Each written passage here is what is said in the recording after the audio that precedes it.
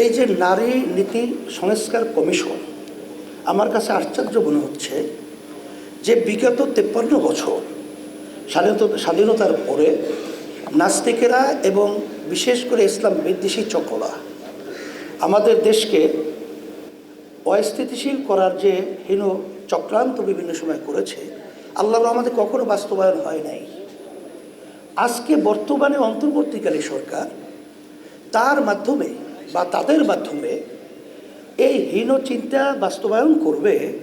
আমার মনে হচ্ছে যেটা ভালো করেই তারা জানে যেটা বাস্তবায়ন সম্ভব না, কখন এটা বাস্তবায়িত বাংলাদেশে হবে না, তারপরেও তারা এই পথ বেছে নিলে কারণটা কি? আমার মনে হচ্ছে যে আজকে যে আওয়ামী ফ্যাসিস্ট এরা যে 5ই আগস্ট আল্লাহর মাই গ্রামে একটা কথা আছে, আলমের বাহির, ভাত পাক করেও খেয়ে যেতে পারেন নাই। ওরা তো বসে নাই, এবং পাশে বিভিন্ন যে আমাদের শকুন চক্ষু নিয়ে যারা নজর রাখছে তারা তো বসে নাই। তারা হয়তোবা এই সংস্কার, এই নারী কমিশন, এইটার মাধ্যমে একটা অস্থিতিশীল পরিবেশ তৈরি করে যখন ওলামায়ে কেরাম, দেশপ্রেমিক এবং যারা নাকি ধর্মাবলম্বী তারা যখন এক প্রতিবাদের রাস্তায় নামবে, এই সুযোগে হয়তোবা এই ঘাপটি মারা যারা নাকি এই দেশের শত্রু, ইসলামের শত্রু, মানবতার শত্রু, ওরা বিভিন্ন কায়দায় সুযোগ তালাশ করতেছে, ওরা হয়তোবা এই সুযোগে রাস্তায় নামার জন্যে একটা পদক্ষেপ বা হীনচক্র, নীল নকশা তৈরি করতে পারে। এই জন্য অন্তর্বর্তীকালী সরকারকে আমি বলবো যে এখানে আপনারা যেই নারী নীতি সংস্কার যে কমিশন করেছেন এবং তাদের যে প্রস্তাব অনুযায়ী আপনারা খুব খুশি ভাবা দিচ্ছেন, এখানে আপনাদের মনে করতে হবে যে এমনিতেই আপনারা কিন্তু জনগণের ভোটে সরকার কিন্তু হন নাই।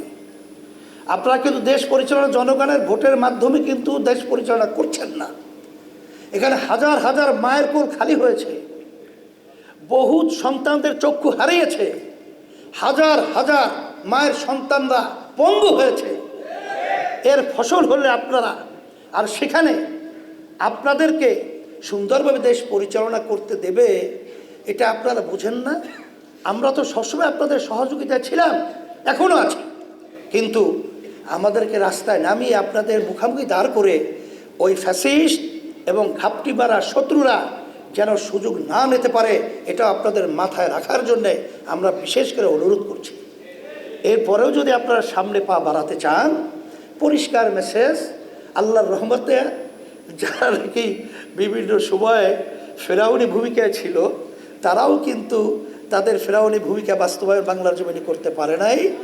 আপনারা তো আল্লাহর রহমতে দেখা দৃষ্টিতে, আমি বলবো কি, ওই কে বলছে না যে 5 মিনিটে আপনারা আপনাদের অবস্থান থেকে সরে যান, 5 মিনিটও সময় পাবেন না। নিউ ইয়র্ক থেকে সম্প্রচারিত TVN 24 টেলিভিশন বিশ্বজুড়ে বাঙালির কণ্ঠস্বর।